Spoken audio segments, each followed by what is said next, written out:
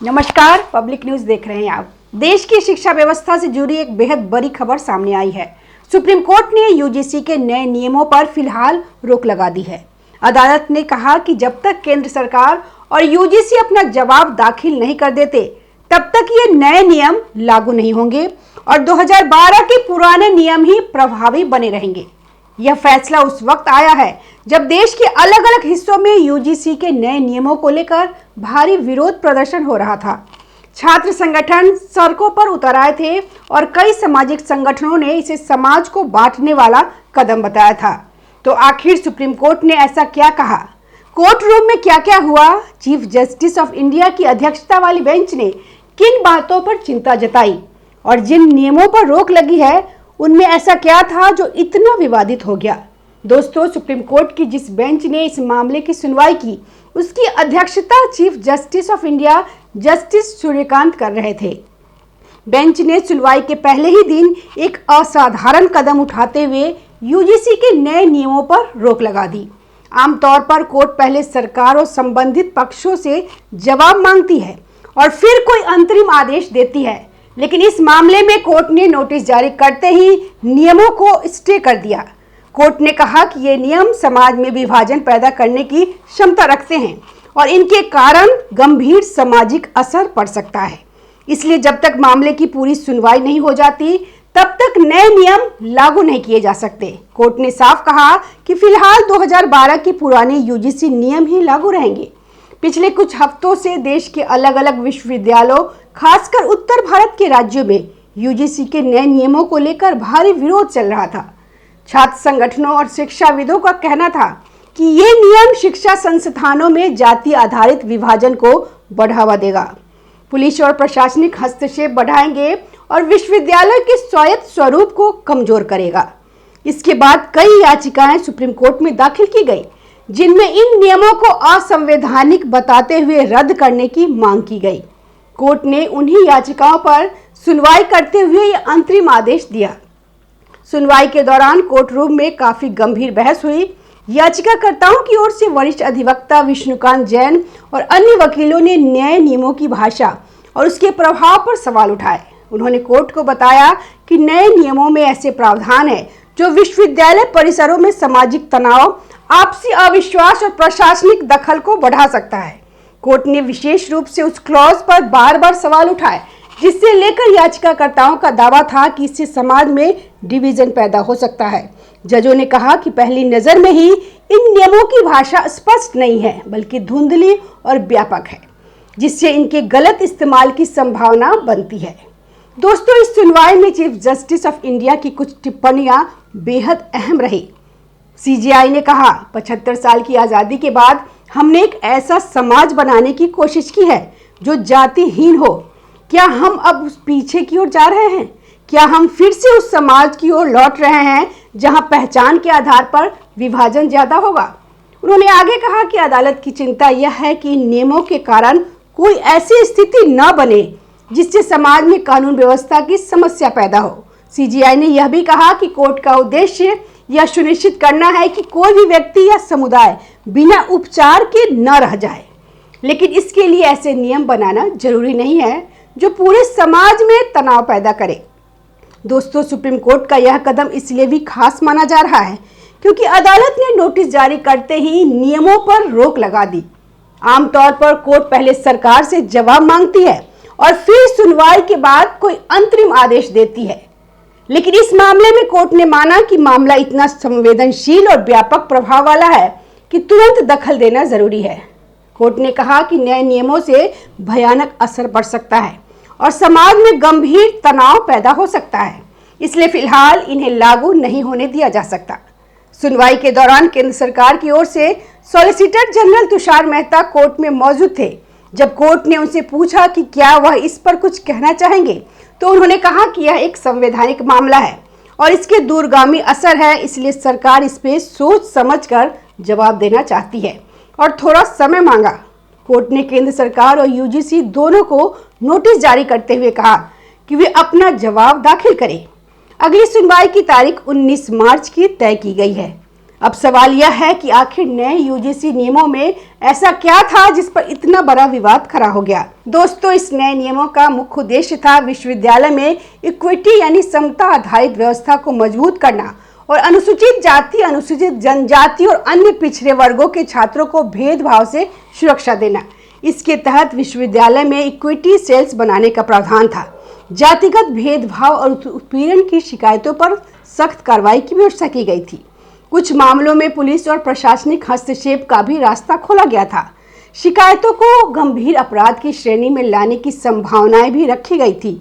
यही वो प्रावधान था जिन पर सबसे ज्यादा विवाद हुआ। कोर्ट में इस पूरे विवाद को समझाने के लिए इक्विटी बनाम इक्वलिटी का उदाहरण भी दिया गया। इक्वलिटी यानी समानता का मतलब होता है सभी को बराबर संसाधन और मौके देना। इसलिए इक्विटी यानी समता का मतलब होता है जिनके पास कम संसाधन है उन्हें अतिरिक्त सहायता देकर बराबरी के स्तर पर लाना। कोर्ट में एक उदाहरण दिया गया। 3 बच्चे एक दीवार के पीछे खड़े हैं, तीनों को बराबर जमीन दी जाए तो यह इक्वलिटी है। लेकिन अगर उनकी ऊंचाई अलग अलग है और वे दीवार के पार नहीं देख पा रहे हैं तो उन्हें अलग अलग ऊंचाई की किताबें देकर बराबर देखने लायक बनाना इक्विटी है। नए यूजीसी नियमों का दावा था कि वे इक्विटी आधारित व्यवस्था को मजबूत करेंगे, लेकिन याचिकाकर्ताओं का कहना था कि यह नियम व्यवहार में समानता की जगह विभाजन और टकराव को जन्म देगा। दोस्तों, सुनवाई के दौरान वरिष्ठ अधिवक्ता इंदिरा जयसिंह ने कोर्ट के सामने नए नियमों का समर्थन करते हुए कहा कि ये नियम समाज के कमजोर वर्गों को सुरक्षा देने के लिए जरूरी है। उन्होंने कहा कि इन नियमों को रोकना ऐसा होगा जैसे किसी पूरी तरह सक्षम व्यक्ति को विकलांगता का लाभ दिया जाए, यानी जो समस्या है ही नहीं उसका इलाज किया जाए। उन्होंने यह भी कहा कि अगर किसी को इन नियमों के तहत कोई शिकायत है तो वे इसी व्यवस्था के अंदर शिकायत दर्ज कर सकते हैं। नए नियमों को लागू रहने देना बेहतर होगा, लेकिन कोर्ट उनकी इस दलील से सहमत नहीं दिखा। कोर्ट ने कहा कि उसकी प्राथमिक चिंता यह है कि कोई भी सामाजिक नुकसान या कानून व्यवस्था की समस्या पैदा ना हो।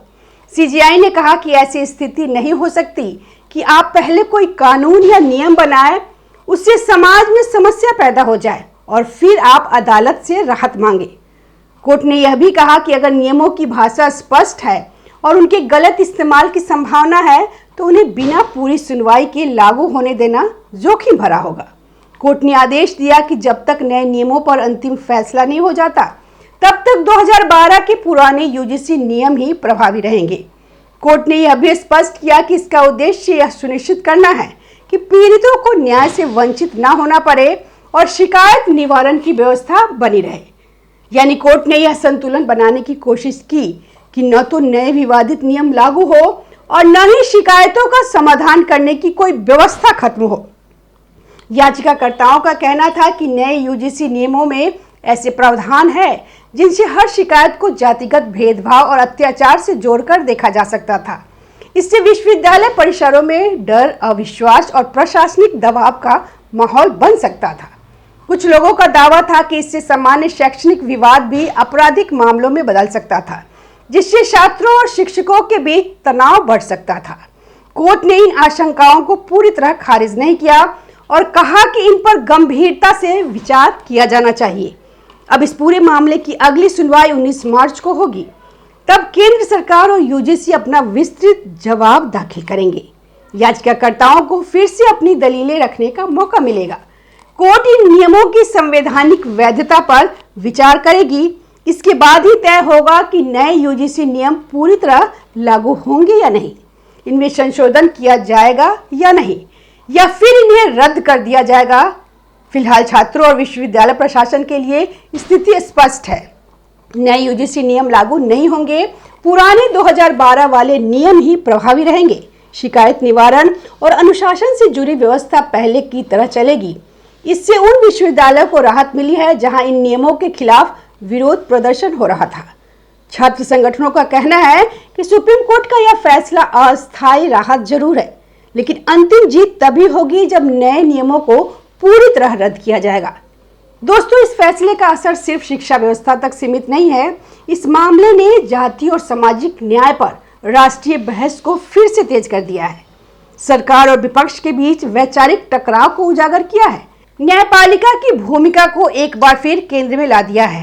कुछ राजनीतिक दल इसे सरकार की नीतियों पर करारा तमाचा बता रहे हैं, जबकि सरकार समर्थकों का कहना है कि कोर्ट ने सिर्फ अस्थायी रोक लगाई है और अंतिम फैसला अभी आना बाकी है। तो दोस्तों, सुप्रीम कोर्ट द्वारा यूजीसी के नए नियमों पर रोक लगाना सिर्फ एक कानूनी आदेश नहीं है, बल्कि यह शिक्षा व्यवस्था, सामाजिक संतुलन और संवैधानिक मूल्यों से जुड़ा हुआ बड़ा फैसला है। कोर्ट ने साफ संदेश दिया है कि कोई भी नियम अगर समाज में विभाजन पैदा करने की संभावना रखता है, अगर उनकी भाषा अस्पष्ट है और दुरुपयोग की आशंका है, और अगर उससे कानून व्यवस्था की स्थिति बिगड़ सकती है, तो उसे बिना पूरी सुनवाई के लागू नहीं किया जा सकता। अब सबकी निगाहें 19 मार्च की सुनवाई पर टिकी है, जब यह तय होगा कि यूजीसी के ये नए नियम भविष्य में शिक्षा व्यवस्था का हिस्सा बनेगा या नहीं। अगर आपको यह वीडियो पसंद आया हो तो लाइक करें, चैनल को सब्सक्राइब करें और वीडियो को शेयर जरूर करें। धन्यवाद। ताज़ा खबरों से जुड़े रहने के लिए हमारे चैनल को सब्सक्राइब करें और बेल आइकन को दबाना ना भूलें, ताकि हर खबर की नोटिफिकेशन आपको मिलती रहे।